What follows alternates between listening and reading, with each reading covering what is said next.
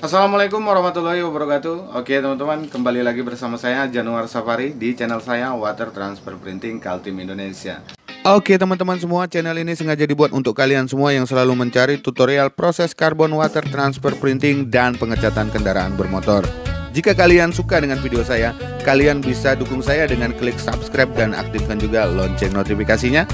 Dan kalian bisa like, komen, dan share video ini agar channel ini semakin berkembang sebagaimana mestinya. Oke?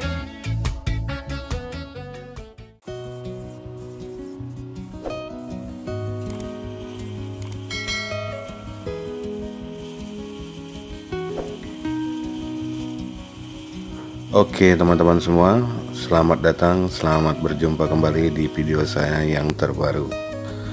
Sebenarnya video ini sudah lama saya buat, tapi saya masih bingung, masih berpikir apakah video ini saya tayangkan atau tidak.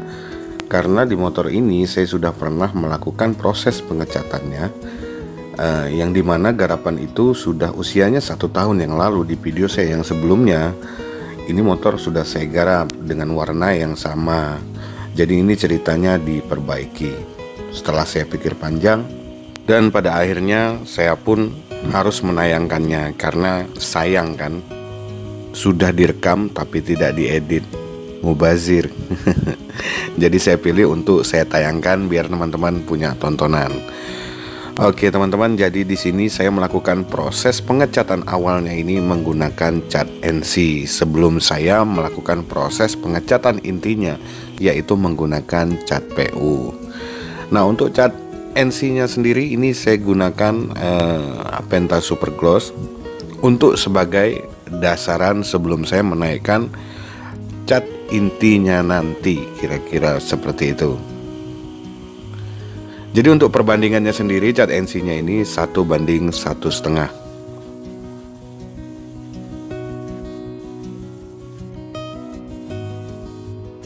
Oke teman-teman, setelah proses pengecatan dasar sudah selesai.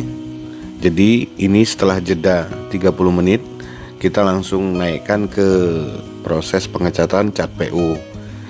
Jadi untuk cat PU nya sendiri ini saya gunakan brand dari AkzoNobel.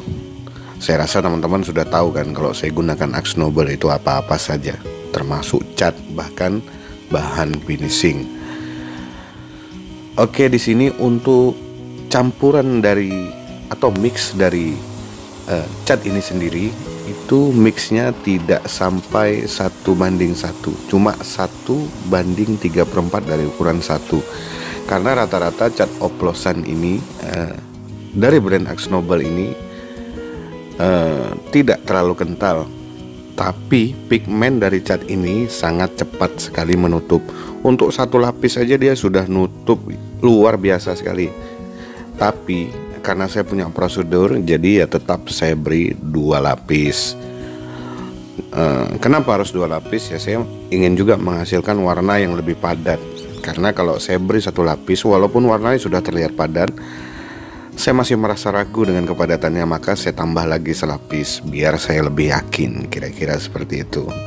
Nah, untuk tingkat kekentalan itu sendiri namanya juga dia di mix, di oplos, itu tergantung permintaan kita ke yang oplos. Kalau misalnya ya apa bahasanya ya, binder kah atau gimana kah itu. Jadi dia punya biang terus dicampur sama binder, terus efek-efek apa saja yang kita butuhkan itu nanti di mix semua dalam satu tempat, dalam satu wadah. Dan di situ nanti dia akan menghasilkan warna-warna yang sesuai dengan keinginan kita atau yang kita butuhkan.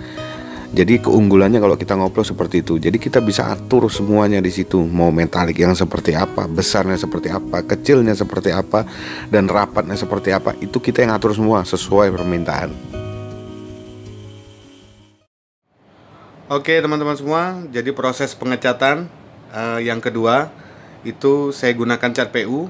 Jadi proses pengecatannya sekarang sudah selesai. Apa perbedaan dari cat PU dan cat NC? Jelas ada perbedaan. Di sini perbedaannya, cat PU itu kalau yang jenis metalik, begitu dia sudah kering,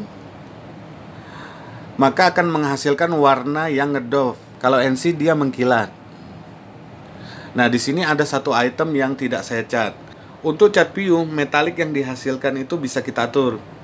Di situ metaliknya bisa kita atur rapat, bisa kita atur besar, bisa kita atur renggang sesuai selera kita. Contohnya seperti ini. Untuk proses pengecatan yang pertama tadi yang saya lakukan menggunakan cat NC, itu ada satu item di sini yang belum saya lapisi cat PU ini. Di item yang ini juga. Jadi teman-teman bisa lihat nanti perbedaannya. Oke teman-teman semua, jadi catnya itu seperti ini. Di sini teman-teman bisa lihat biangnya padat sekali. Nah, kalau untuk hasil jadinya dengan cat NC atau cat dasaran yang saya pakai di pertama tadi untuk dasaran sebelum saya melakukan proses pengecatan menggunakan cat yang ini, ini dia hasilnya. Oke teman-teman, nah ini dia. Ini belum di clear tapi dia sudah mengkilat. Nah, cat NC itu seperti ini. Nah, ini sebenarnya ada trouble ini di bagian dasaran yang ini. Jadi besok ini mau diamplas lagi, baru nanti kita naikkan warna intinya yang ini. Oke teman-teman, kita lanjut ya ke proses pengekliran. Oke.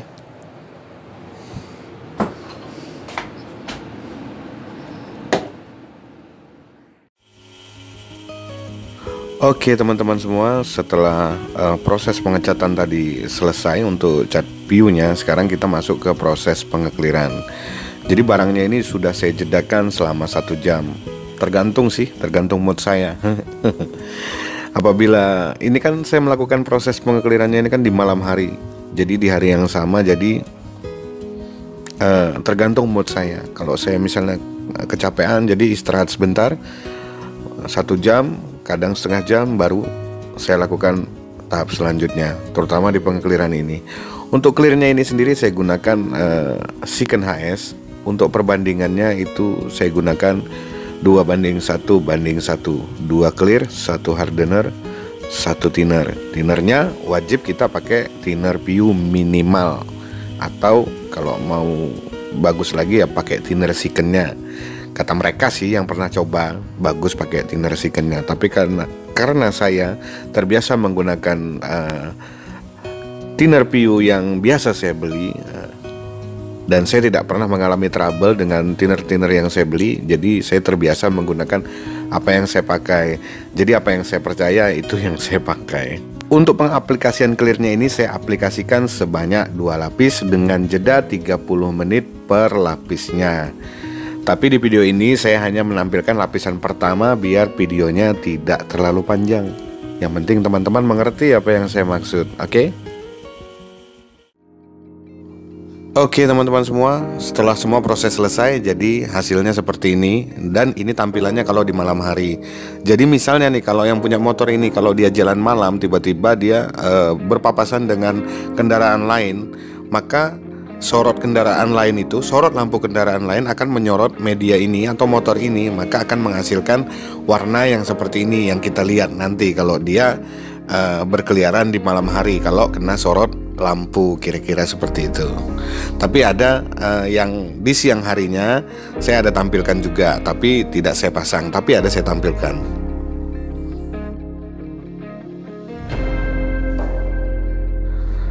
Oke teman-teman semua, jadi ini dia tampilannya kalau dia di siang hari. Jadi di video ini saya usahakan selambat mungkin saya merekamnya. Artinya saya gunakan alat supaya kameranya ini nggak goyang, supaya teman-teman bisa lihat detailnya di hasil akhir ini. Jadi hasilnya seperti ini. Maka kalau siang dia ya tampilannya seperti ini. Basicnya dia abu-abu atau biasa disebut grey, cuma ini ada metaliknya. Ya mudah-mudahan saja ini bisa membuat senang yang punya kendaraan. Karena yang bisa beri penilaian dengan barang ini adalah yang punya motornya sendiri. Apabila dia merasa puas, apabila dia merasa senang, artinya pekerjaan saya selesai dan pekerjaan saya sukses. Kira-kira seperti itu. Tapi apabila itu terjadi sebaliknya, maka saya harus bertanggung jawab dengan pekerjaan ini untuk membuatnya menjadi lebih baik lagi. Dan itu menjadi pelajaran saya secara terus-menerus untuk mengevaluasi diri saya dalam hal kekurangan apa saja yang harus saya perbaiki dalam pekerjaan saya. Jadi kira-kira seperti itu. Makanya di sini channel ini konteksnya memang untuk kita berbagi ilmu secara pribadi, menurut pribadi masing-masing. Saya punya pengalaman pribadi, saya bagikan dengan kalian. Kalian punya pengalaman pribadi, kalian sharing dengan saya. Jadi kira-kira seperti itu. Oke teman-teman, video saya cukup sampai di sini dulu. Sampai jumpa di video selanjutnya. Jangan lupa yang belum gabung silahkan gabung. Caranya gampang, tinggal klik subscribe aja dan aktifkan juga lonceng notifikasinya biar nggak ketinggalan video-video terbaru dari saya, dari proses pengecatan sampai karbon WTP. Oke, mau ngomong apa lagi? Kayaknya udah terlalu banyak ngomong, jadi bingung mau ngomong apa lagi. Oke teman-teman, sampai jumpa di video selanjutnya. Assalamualaikum warahmatullahi wabarakatuh.